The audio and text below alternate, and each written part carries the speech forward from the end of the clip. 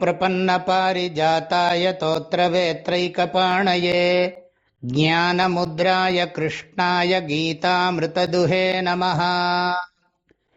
दैवमेवापरे यज्ञं योगिनः पर्युपासते ब्रह्माज्ञावपरे यज्ञं यज्ञेनैवोपजुह्वति।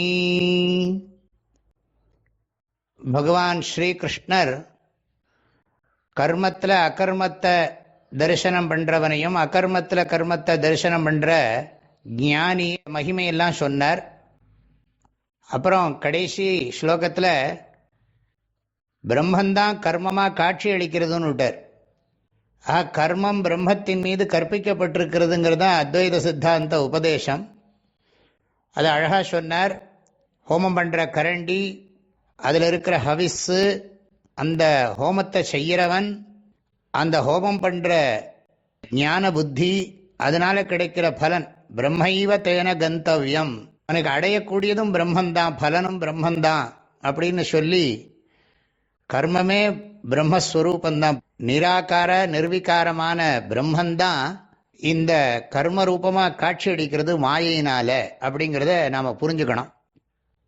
இப்போ இந்த தத்துவஞானம், அதாவது ஆத்மா அகர்த்தாங்கிற ஞானந்தான் உயர்ந்ததுன்னு காட்டுறதுக்காக ஆன்மீக வாழ்க்கையில் நாம் கடைபிடிக்கிற சாதனங்களை எல்லாம் சொல்லி ஞான யஜ்ஞத்தை புகழ்ந்து பேச போகிறார். அதுக்காக வேண்டி இந்த ஸ்லோகத்திலிருந்து ஒரு 12 யஜ்ஞம் சொல்ல போகிறார். முதல் யஜ்ஞம் என்னன்னு கேட்டால் 2வது லைனை எடுத்துக்கணும். முதல்ல பிரம்மாக்னா வபரே யஜ்ஞம் யஜ்ஞே நைவோபஜுஹ்வதி. தகுதியை அடைந்த உத்தமமான பெரியோர்கள் என்ன பண்ணுகிறார்கள்? எப்பொழுதும் வேதாந்த ஸ்ரவண மரண நிதித்தியாசனம் பண்ணுகிறார்கள். அதனால பிரம்மங்கிற அக்னியில் ஜீவாத்மாவை ஹோமம் செய்கிறார்கள். யஜ்ஞம் யஜ்ஞேன ஜுஹ்வதி. பிரம்மாக்னா வபரே யஜ்ஞம் யஜ்ஞேனைவோப ஜுஹ்வதி. இந்த இடத்துல யஜ்ஞம் அப்படின்னா ஜீவாத்மாவைன்னு அர்த்தம். யஜ்ஞேன அப்படின்னு சொன்னால் ஞானத்தினாலேன்னு அர்த்தம். ஜுஹ்வத்தின்னா ஹோமம் பண்ணுகிறார்கள்னு அர்த்தம். அகமேவ அகம் மாம் ஜுஹோமி ஸ்வாஹான்னு மகாநாராயண உபனிஷத்தில் ஒரு மந்திரம் இருக்கு. நானே என்னை நான் என்னும் நெருப்பில் ஹோமம் செய்கிறேன் அப்படின்னு அதுக்கு அர்த்தம். அது மாதிரி ஜீவாத்மா தன்னை பரமாத்மாவில் ஹோமம் பண்ணுறான். இந்த ஹோமம் ஏதோ நெருப்பில் ஹோமம் பண்ணுற மாதிரி இல்லை, தன்னுடைய தனித்தன்மையை அடியோடு நீக்கிறது தான் இந்த ஹோமம்.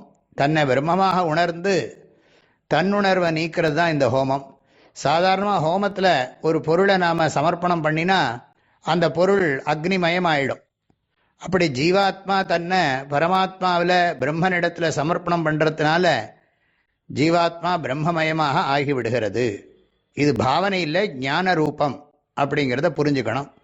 இதுக்கு அடுத்தது முதல் வரியை படித்தோம்னா தெரியும். வழக்கமாக நாம் பண்ணுற ஹோமந்தான்.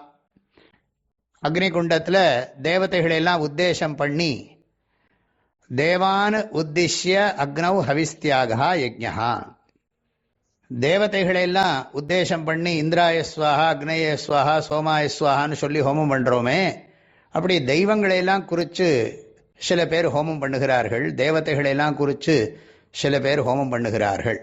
அந்த ஆர்டருக்காக வேண்டி முதல்ல 2வது வரி எடுத்துன்னு இருக்கேன். இது ஞான யஜ்ஞம். இது முதல்ல சொல்கிறது பிரம்மஜான யஜ்ஞம் அப்படின்னு எடுத்துக்கணும்.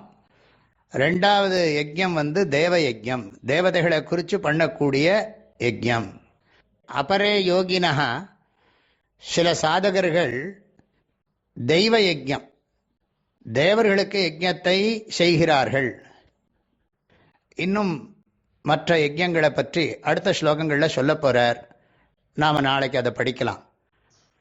தெய்வமேவாபரே யஜ்ஞம் யோகினஃ பர்யுபாசதே பிரம்மாக்னாவபரே யஜ்ஞம் யஜ்ஞேனைவோபஜுஹ்வதி.